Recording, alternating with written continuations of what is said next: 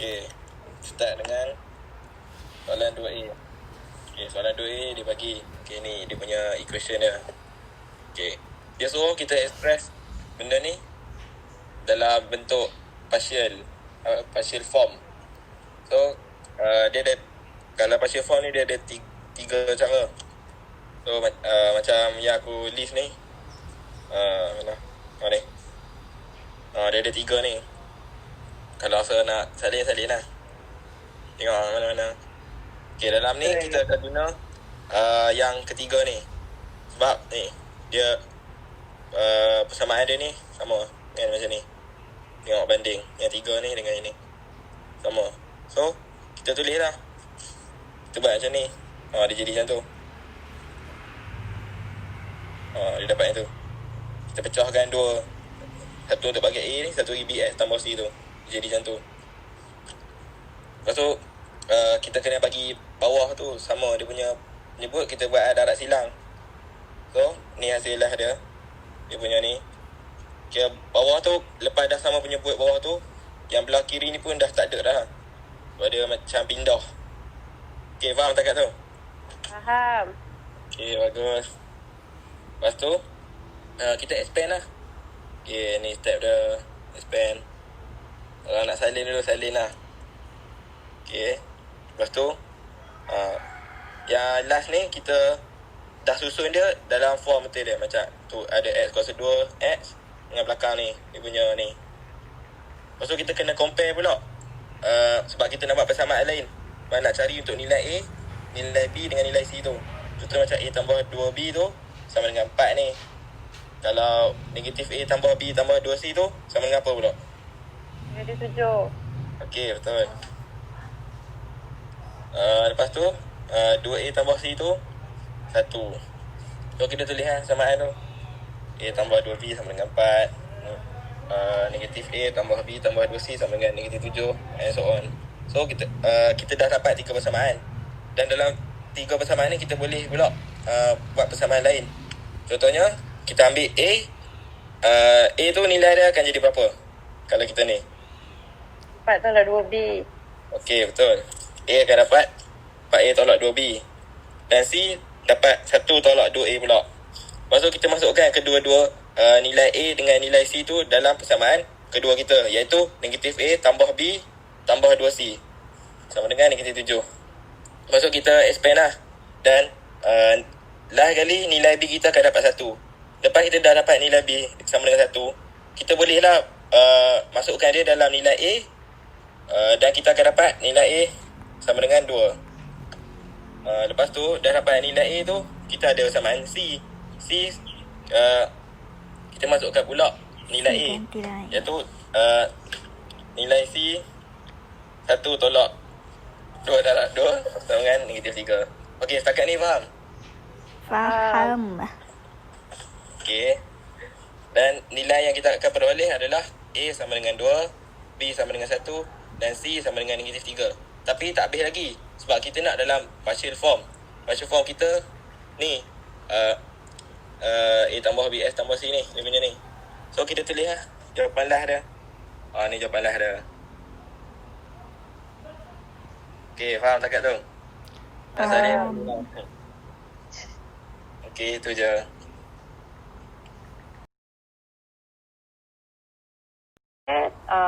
Soalan polinomial. Px sama dengan 2x kuasa 3 tambah ax kuasa 2 tolak 10x tambah b. Faktor dia x tolak 1.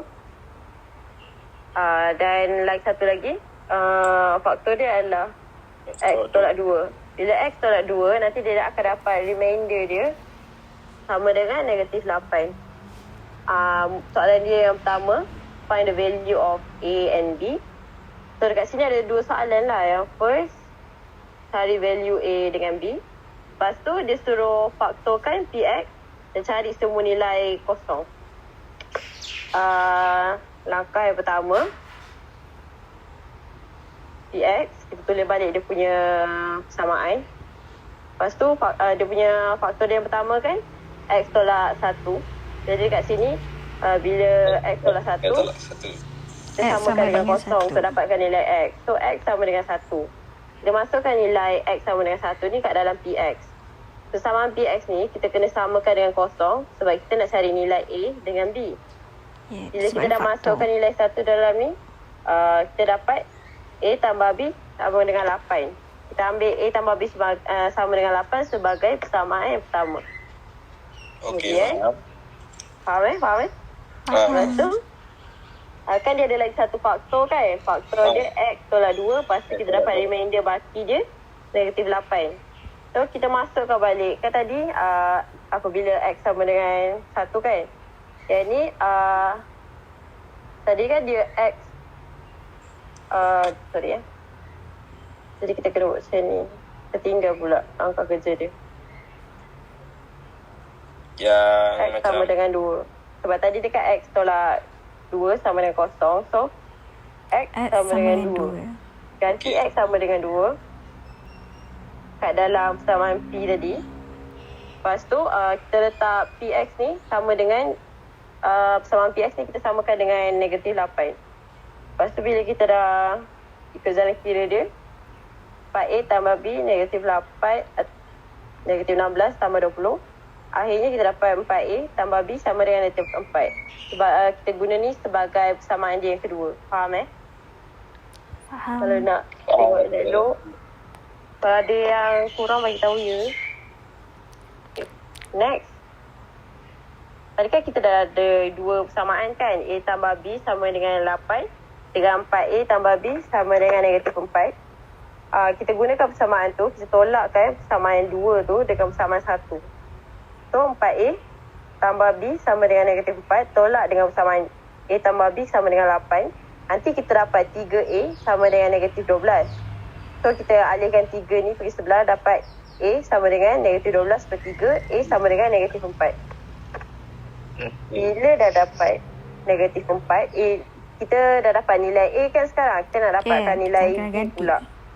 Kita ganti nilai A kat dalam persamaan yang pertama. Persamaan yang pertama tadi A tambah B sama dengan 8. So negatif 4 tambah B sama dengan 8. B tu kita alihkan negatif 4 tu pergi sebelah. So nanti B dapat 8 tambah 4. B sama dengan 12. Tapi kan tadi dia ada dua soalan. Jadi tak habis lagi kan. Kita nak ada buat lagi. Sebab dia suruh kita faktorkan PX dan dapatkan nilai kosong dia. Bila kita dah dapat, kita masukkan nilai A dengan B ni dekat dalam PX tadi. Sebab PX tadi ada ni kan, 2X kuasa 3 tambah AX kuasa 2 tolak 10X tambah B kan.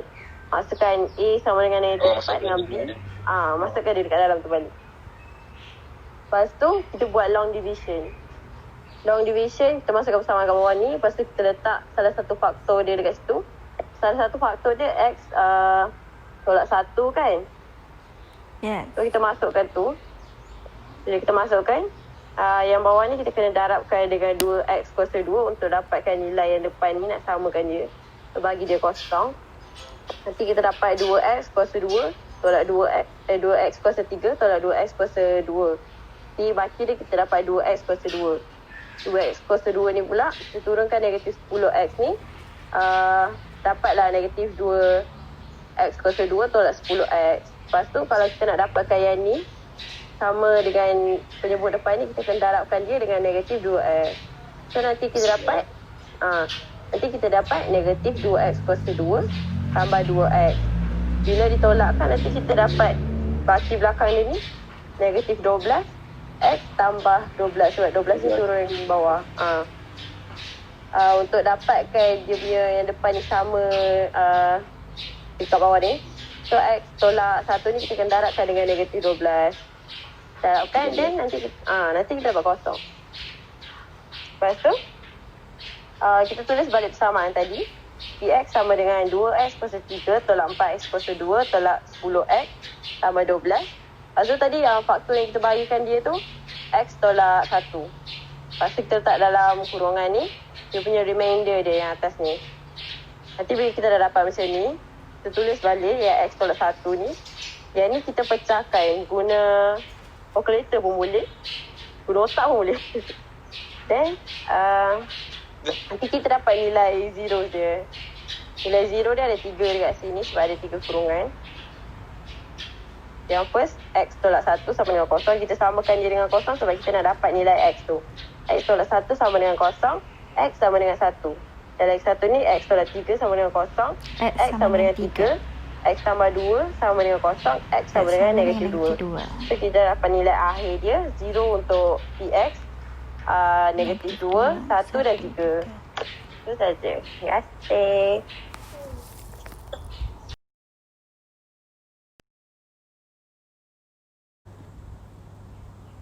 Dengar? Nampak.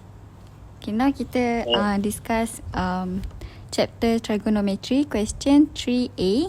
Dia suruh prove that cosec theta minus sin theta multiply with secant theta minus cos theta equal with 1 per tan theta plus cotangent theta. So, kita buat left hand side dulu. Left hand side is equal to cosec theta plus minus sin theta multiply with secant theta minus cos theta. So dari cosec theta ni kita dapat idea dari mana?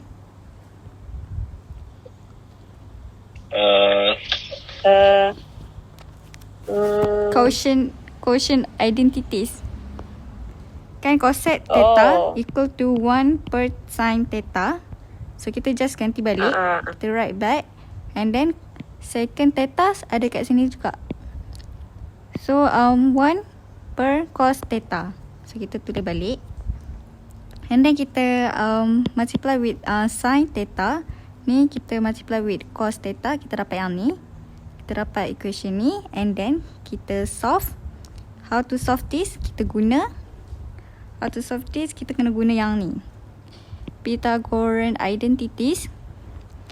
1 minus sin square theta sama dengan yang ni kan. So 1 minus sin square theta dia sama dengan cos square theta. So just ganti dapat yang ni. And then 1 minus cos square theta pula kita guna ini juga. 1 dia jadi ni 1 minus cos square theta sama dengan sin square theta. So kita write back yang ni. Lepas tu potong yang ni. Potong yang ni. Yang ni. Yang ni. Kita dapat left hand side is equal to sin theta multiply with cos theta. Okay, kita dah settle left hand side. Kita buat pula right hand side. Right hand side is equal to 1 per tan theta plus cotangent theta. Kita dapat tan theta dengan cotangent theta ni from quotient identity juga. Quotient identity. Ya, tan theta ni sama dengan sin theta per cos theta. Ya. Lepas tu cotangent theta pula sama dengan Terbalik daripada dia. Cos theta per sin theta. ya. And then kita solve dia dapat 1 per sin square theta plus cos square theta per dengan sin theta multiply with cos theta. Lepas tu yang ni nak kat atas macam biasa. And then kita equal to sin theta multiply with cos theta per sin square theta plus cos square theta. So right hand side kita dapat sin theta multiply with cos theta. Sin theta cos theta. And then kita compare yang ni right hand side sama dengan left hand side. Left hand side. Yeah. So sama, conclusion dia left hand side is equal to right hand side. So kita dah prove dah itu sama. Tu je. Proven. Yeah. Thank you, teacher.